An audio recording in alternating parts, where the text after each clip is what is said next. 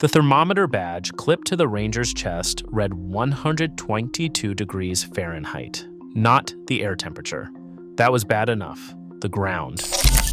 The sand beneath the women's shoes was registering closer to 180 degrees Fahrenheit, hot enough to cook an egg in minutes, hot enough to blister skin through the sole of a hiking boot. It's 11:47 a.m. on a Tuesday in mid-July at the Mesquite Flat Sand Dunes trailhead. 4 women in matching neon pink and neon yellow athletic gear are laughing about something. They're adjusting their sunglasses. They look like they're heading to a 5K charity run, not into one of the most lethal stretches of terrain on the planet. The parking lot behind them shimmers. The few other people out at this hour are doing the opposite of what these 4 are about to do. They're cutting their walks short, heading back to their cars, drawn toward air conditioning by an instinct the desert installs in you fast. The ranger steps forward. He's done this before. He's calm, measured, the way people are when they've learned that panic doesn't work on strangers who don't believe they're in danger. He's not new. He's spent enough summers here to know that the most dangerous hour isn't the one that feels dangerous. It's the one that feels fine. He explains, no shade for 2.3 miles. The nearest water cache was depleted. The human body loses more than a liter of sweat per hour in these conditions. He tells them people have died on this trail, not people have struggled, died. He says it flatly, without drama, because drama is the thing that makes people stop listening. Then he asks how much water they're carrying. 4 women, 2 small plastic bottles. He tells them it's not enough. Not even close. He does the arithmetic out loud for them. 1 liter, 4 people, conditions that demand a liter per person every hour. The numbers don't survive contact with the heat. They are already standing in the parking lot in a deficit they cannot see. One woman adjusts her sunglasses and says they've hiked before. They walk past him. The ranger stands at the trailhead and watches them go. He radios dispatch. He notes the time. He's done this before. And somewhere in the back of his mind, he already knows how this particular story ends. But here's what nobody asks. What does a ranger do when someone walks past him toward their own death? And why does this keep happening at this exact spot, year after year, warning after warning? To answer that, you first have to understand what Death Valley actually is. Death Valley is not a dramatic name, it's a description. The valley floor sits 282 feet below sea level, carved into a basin so deep that heat doesn't escape. It accumulates. The surrounding mountain ranges act like the walls of a kiln, reflecting thermal energy back toward the center. Sunlight pours in, strikes the dark valley floor, radiates back up as heat, and then has nowhere to go. There's no prevailing wind to carry it away. There are no clouds to block the sun and no vegetation to soften the ground. The air just sits there, building. Each day stacks heat on top of the day before, which is why the worst of it comes not at noon, but in the long afternoon, when the ground has been absorbing radiation for hours and begins giving it all back at once. On July 10, 1913, a weather station at Furnace Creek recorded 134 degrees Fahrenheit. That reading still stands as the highest reliably measured air temperature in recorded human history. Not a heat index, not a feels like. The actual air, more than a century of measurement across every desert on Earth, and nothing verified has topped what this valley did on a single afternoon. And ground surface temperatures in summer routinely climb to 180 or even 200 degrees Fahrenheit. The kind of heat that warps plastic, cracks rubber soles, and can cause second-degree burns through clothing. The sand the 4 women were standing on was not a surface you rest on. It was a surface you survive. July is statistically the deadliest month. National Park Service incident reports show that the majority of heat-related fatalities cluster between 10 a.m. and 4 p.m., the precise window when 4 women in neon gear stepped past a ranger's outstretched arm. But here's the detail that should stop you cold. The National Park Service's own visitor surveys reveal that the overwhelming majority of people who die from heat in Death Valley had read the warning signs before their hike. They saw the posted temperatures. They heard the advisories. In a park that averages 3 to 5 heat-related deaths every year, nearly all of them involved people who had been warned. This is not a story about ignorance. Psychologists call it optimism bias, the deeply wired human tendency to believe that bad outcomes apply to other people. The statistics are real, the danger is real, but somehow the self is exempt. The warning gets processed as information about the world rather than information about you. The ranger's voice becomes ambient noise, like a seatbelt chime you've learned to ignore, like the safety briefing on a flight you've taken 100 times. You hear it, you simply don't believe it is addressed to you. So if knowledge doesn't protect you, what does? And what exactly were 4 women thinking as the sand closed around their footprints behind them? They were not strangers to physical challenge. That's the first thing you need to understand about them. The 4 women, all in their late 30s and early 40s, all from the same Phoenix suburb, had hiked together for years. Camelback Mountain in October. Sedona's Bell Rock Trail on a cool April morning. They were the kind of people who owned good gear, tracked their steps, finished what they started, competent, organized. The type who sends the group itinerary the night before and color codes the shared spreadsheet. They had spent a decade being right about their own limits. Every trail they'd ever started, they'd finished. That track record was, in its own quiet way, the most dangerous thing they carried into the valley. They had done research on this trip. They'd seen the famous red and black warning signs on the park's website. Someone had screenshotted one and posted it to the group chat as a joke. "Guess we're dying, Lowell," and 3 laughing emojis followed. That screenshot is the detail that stays with you. The danger was something they had already processed, already filed away. It had become a reference, a shared bit of irony, a punchline, not a reality. The warning had been in their hands, in their phones, weeks before they ever reached the trailhead, and they had turned it into a joke. That is not stupidity. That is the human mind doing exactly what it is built to do with a threat that hasn't happened yet. They chose neon gear specifically for the photos. One woman had a specific shot in mind, all 4 of them silhouetted against the dune crest, late morning light matching colors. She'd seen it on someone else's Instagram and thought, we could do that better. The image was the goal. The hike was just the way to get the image. Somewhere in that ordering of priorities, the desert stopped being a hazard and became a backdrop. Their plan was 90 minutes round trip, back to the air-conditioned rental car by 1:15 p.m. Between them, they carried 2 500-milliliter water bottles, 1 liter total, in conditions requiring at minimum 1 liter per person per hour of exertion. The math was never survivable. It was settled against them before the first footprint. They weren't reckless people. They were careful people who had done everything right, except believe the one man whose job it was to keep them alive. At 12:15 p.m., they reached the first dune crest and took their photos. The shot was everything she'd hoped. 4 silhouettes, 4 colors. The ridgeline behind them. For about 90 seconds, standing up there, it was exactly the trip they'd planned. At 12:40 p.m., the first woman said she felt dizzy. Dizziness at that stage is not a vague feeling. It's a message. The body's core temperature is climbing, blood is being redirected away from the brain toward the skin in a desperate attempt to shed heat, and the nervous system is sending one clear signal. Stop, find shade, drink water, turn around now. The body, in other words, was issuing the same warning the ranger had, only now from the inside, where it could not be walked past. They discussed it. Standing on the sand at 12:40 p.m. in 122 degrees Fahrenheit air, above ground that was closer to 185 degrees Fahrenheit, they actually talked about going back. That moment, that conversation, was the last door that was still open to them, and they walked through it the wrong way. The next landmark was 0.4 miles further. They decided to push. It is the most human decision in the entire story, and it is the one that killed them. Just a little further, we're already here. We came all this way. The same momentum that had carried them up Camelback and through Sedona, the finish what you start instinct that had always served them, turned in that single moment into the thing that closed the trap.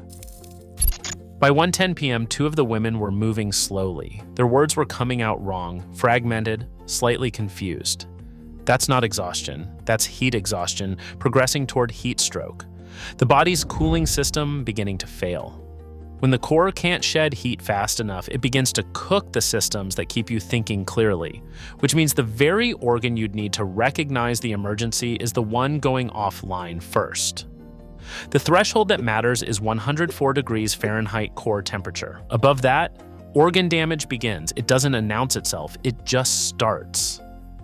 They had no water left. The trail back to the trailhead was 1.9 miles, in direct sun, with no shade between them and safety.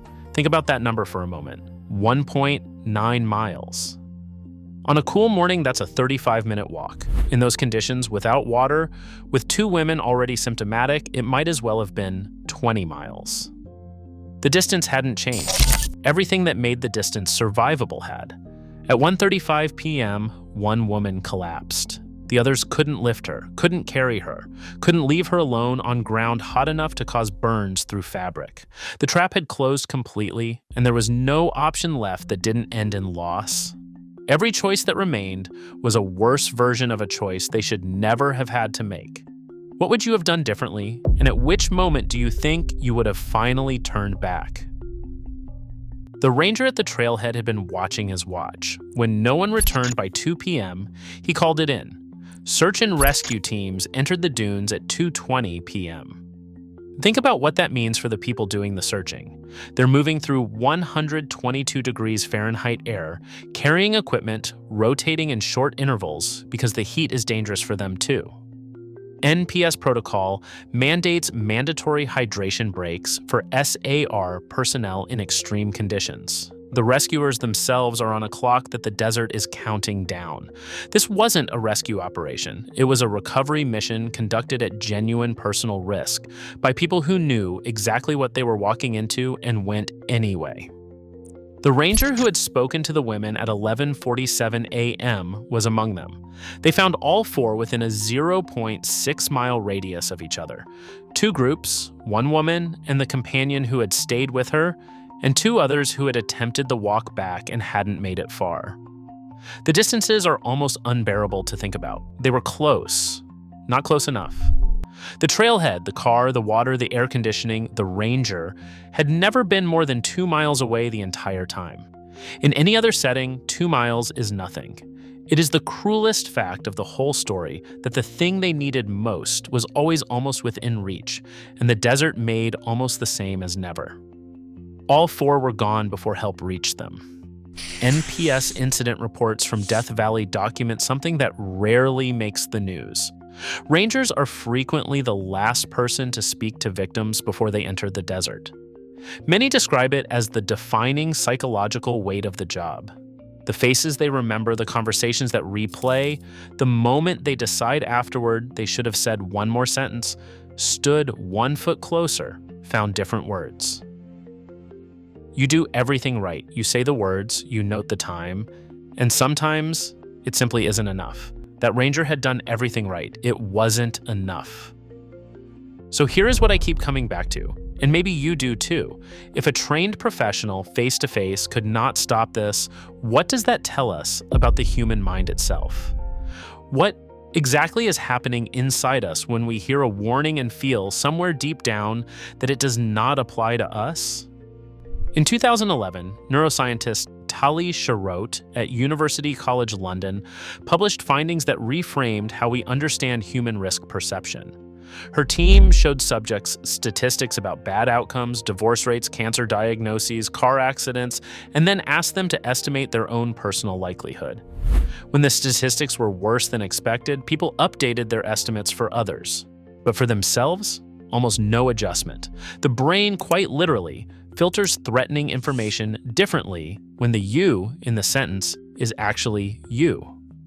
Good news about your own future gets absorbed easily. Bad news gets held at arm's length, examined skeptically, and quietly set aside. This is not weakness. It is not stupidity. It is a feature of human cognition so deeply embedded that it persists even when people are told about it. You can explain optimism bias to someone in detail with the studies in front of them. And they will nod thoughtfully and still believe it applies more to other people than to themselves. The bias even survives being named. That is how far below conscious reasoning it sits. Now put that inside a body that is overheating. Heat exhaustion does not arrive with sirens. The early symptoms, fatigue, mild dizziness, a slight headache, feel like ordinary exertion. The body is not screaming yet, it is whispering. And a mind already primed to underestimate personal risk will interpret that whisper as manageable. I'm just tired. I just need to push through. By the time the signal is loud enough to override the bias, the window for self-rescue has often already closed. The two failures stack. A brain that discounts the threat, sitting inside a body whose first warnings are easy to mistake for nothing. Each one alone is survivable. Together in this valley, they are a sentence. This is not a Karen problem, this is a human problem. Death Valley kills competent, experienced, well-intentioned people every single year because the mechanism does not discriminate. It does not care how organized you are, how good your gear is, how many trails you have finished. It exploits a flaw that comes standard in everyone.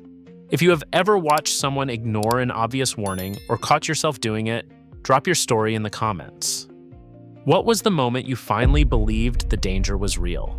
And if you are someone who thinks carefully about why humans make the choices they do, even when those choices are fatal, subscribe to Doomed Departures, not for the algorithm, but because that community is exactly where these conversations belong. Which brings us back to the question we started with, not why did not they listen, but something harder. What would it actually take to make someone believe a warning that contradicts how capable and prepared they feel? Death Valley has an answer to that question. It is written in the incident reports, in the ranger logs, in the recovered phones, with photos still queued for upload. The answer is almost nothing. Almost nothing reliably bridges that gap. The gap between knowing a danger exists and genuinely believing it is coming for you, specifically today. That gap is not a flaw in these four women. It is the central operating condition of the human mind. Think about the ranger at that trailhead one more time. He said the right words. He had the data. He had the thermometer badge reading 122 degrees Fahrenheit clipped to his chest like a small burning verdict. And still the information passed through four intelligent people and landed somewhere outside themselves, in the category of things that happen to others. That's not arrogance. That's not a Karen moment. That's neuroscience operating exactly as designed in exactly the wrong environment. The desert, of course, does not care about the design. A researcher named David Ropick, who spent decades studying risk perception at Harvard, put it simply, we are not afraid of the things that actually kill us. We fear sharks, we fear plane crashes. We do not, at a cellular level, fear a sunny morning walk that feels manageable. The brain assigns threat based on vividness and proximity, not probability. A shark is vivid. A long, bright, quiet stretch of sand is not. So the mind files the genuinely lethal thing under scenery and saves its alarm for dangers that will almost certainly never touch it. A ranger's calm voice on a Tuesday morning does not feel vivid. It feels like a formality. And somewhere right now, not metaphorically, literally right now, someone is standing at a trailhead in Death Valley, reading a warning sign and filing it under good to know. The thermometer badge still reads 122 degrees Fahrenheit on July afternoons. The sign is still there. The ranger is still speaking calmly to people who feel fine. The four women in this story are a composite, a dramatization, not a single documented case. But everything around them is real. The 134-degree record is real. The 3 to 5 deaths a year are real. The science of optimism bias is real. And the trailhead is real, with a real ranger standing at it saying real words to people who are about to decide those words are meant for someone else. The four women in neon gear are not a cautionary tale about a type of person. They are a cautionary tale about a type of moment. The moment when confidence becomes a ceiling. When knowing becomes a substitute for believing. It is a moment available to every single person watching this because it is built from the same wiring every single person watching this carries. The only protection is to notice it while you still can, to treat the calm voice and the boring sign as the loudest things in the room, precisely because they don't feel that way. Death Valley doesn't ask whether you're prepared. It asks whether you actually believe this is real. That question was standing at the trailhead at 11:47 a.m. on a Tuesday in July. 4 women walked past it.